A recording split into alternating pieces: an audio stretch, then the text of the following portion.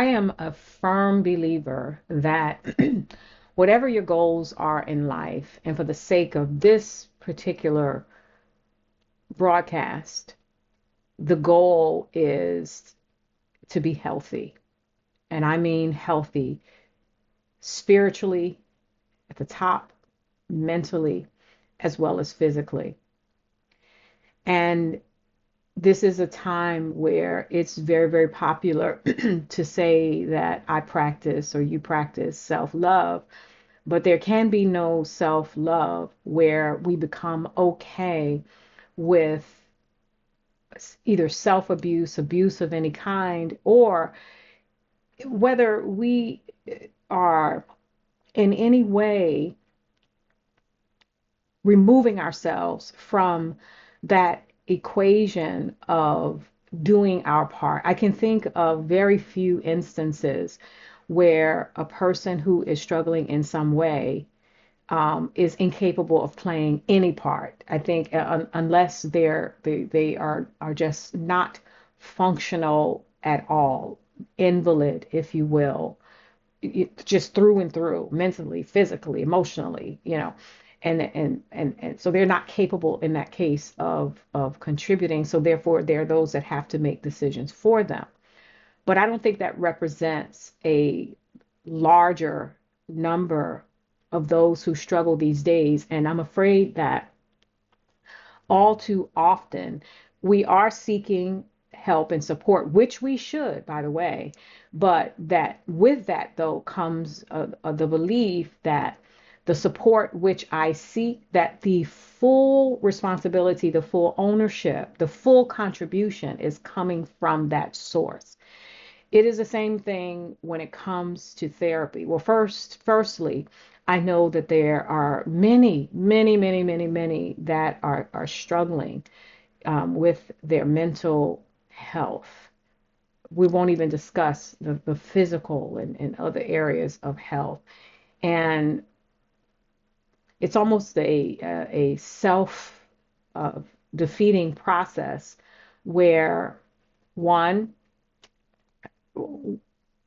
we come out the gate sometimes with the many reasons why we will not seek it and we will not sacrifice for it to get it, knowing that doing so, right, is actually going to support getting me to exactly where I want to be, and that is healthy.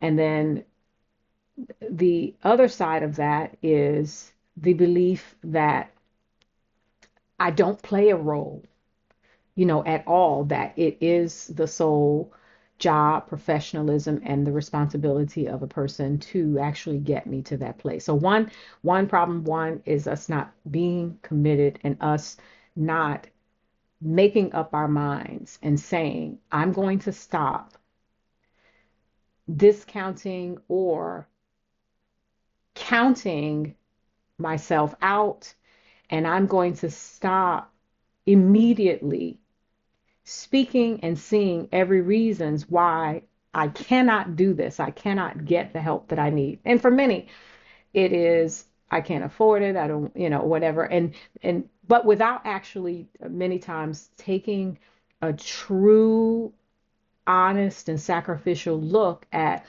what can I do? What can I do without in order to make this part of what I need a possibility for me. And so some all too quickly, all too easily say, nope, I can't do it, and won't take sometimes that first step. That's first step of sacrifice even.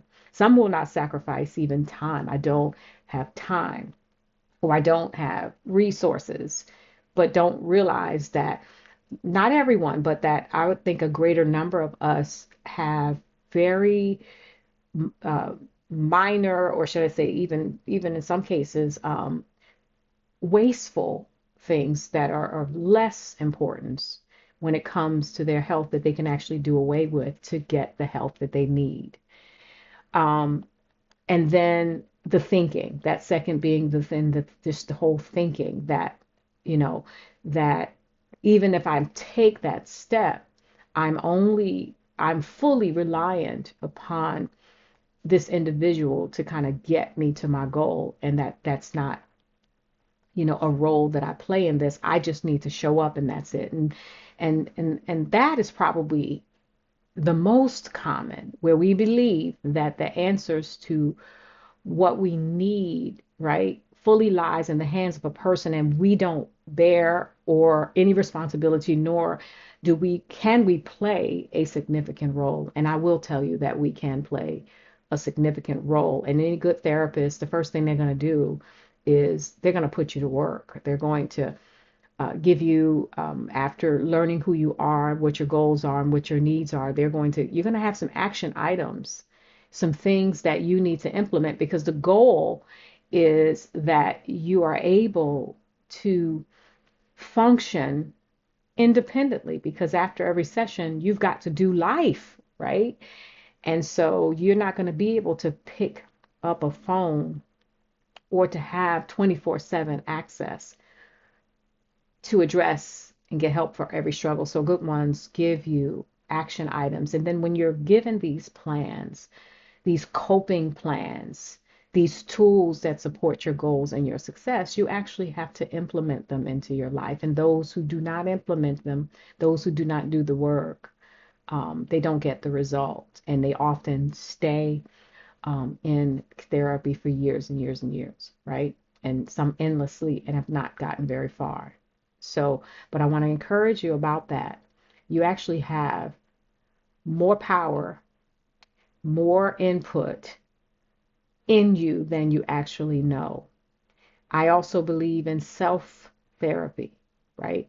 And that's something that is not often taught. And self therapy is the implementation of those tools that I have not named in this discussion. But I guess I'm coming on just to say there is a huge role that you can play, but that you also have more power in you than you actually realize. Which then brings me to this last point, which really was why I chose to come on to speak about this in the first place. Those other things that I said, they were just additions that I put in the front. But really, at the core of what I wanted to say is this, and it relates to the thinking and what you say to yourself. Let's say you couldn't do any of the things that I have named in terms of setting up times of counsel therapy and things like that, right? With your minister or your counselor or whatever. Let's just say that was not that cannot be the priority just yet. And that needs to be underlined 3 times, just yet. But the first thing that I believe that we have to practice before we darken a door of anyone that is going to help us is that we must first practice helping ourselves. And one simple thing, it's just a simple thing that we've got to begin to hack into when we see ourselves kind of doing this, right? And hack into and correct ourselves on the spot and to keep doing it until it becomes habitual for us. And that is to watch your words. Now, there is an expression, and when I tell you, it causes the hair on my head to just raise and the hair on my neck, if there's any, to actually stand up. And it is a phrase that I would love for you to practice eliminating from your vocabulary. And that is to use terms like my depression and my anxiety, both of which, first of all, we know are many times thinking based as well as chemically based, but the thinking is what we want to address, and then the words.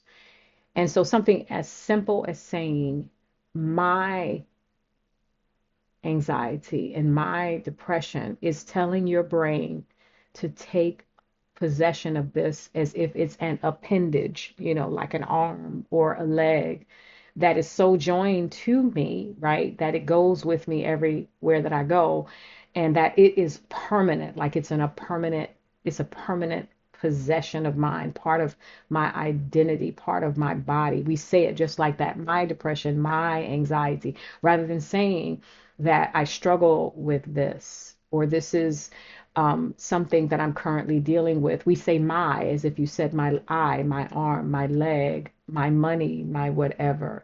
And we have to remember, folks, that whatever you speak, you are also listening.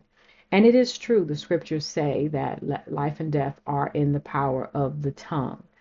Not that you're necessarily creating things and causing them to come into existence, but you are, with your words, programming yourself. Because if I believe that for all of my life I will have depression or I will have anxiety, then guess what? I am correct. But however, if I chose to believe that things will not always be this way, that there is hope, that this is not going to be something that I'm going to struggle with the rest of my life, you're also correct. Do you see the difference? So, which result would you prefer when you really seriously consider that? Of course, the result that you prefer is the fact that life will not always be this way.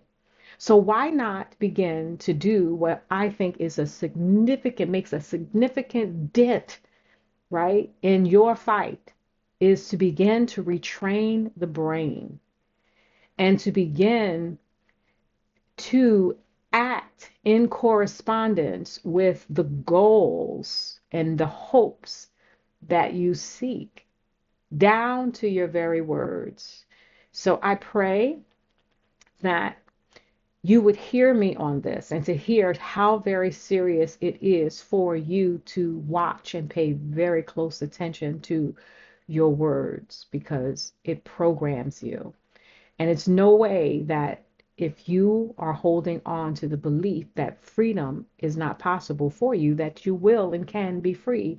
So before you do a thing, start to pay attention to the things that you say, down to just the smallest details. Don't say my depression, my anxiety, as if it's a part of you, as if it's a permanent attachment, something that you have taken possession of. It is something that has happened to you and is happening to you in your life. And so that's one way that you can practice self-therapy, and that is by, first of all, changing your words and making sure that your actions, that meaning your decisions and your choices, and an action is also the words that you choose and speak. That's also an action. Making sure that all of these things correspond with the result that you desire. And maybe you're saying, I don't know if I'll ever. Well, don't say that. Don't begin to say that. Just keep ensuring that everything you do and say is supportive of the help and the result that you seek. And watch, even on that level, things begin to change. And watch hope for your future. Hope that corresponds with what it is you hope for. Watch the narrative begin to shift. Watch how pivotal your belief system, right, begins to, or should I say, watch how pivotal your words, right, the things that you quote, your habits begin to actually retrain your brain, which once that brain has been retrained, it's actually the first step, to healing from many of the mental health challenges that so many of us face. I pray that this has blessed you. And always remember that life and death are truly in the power of the tongue. Reject even the urge, correct yourself. It's not your depression and your anxiety.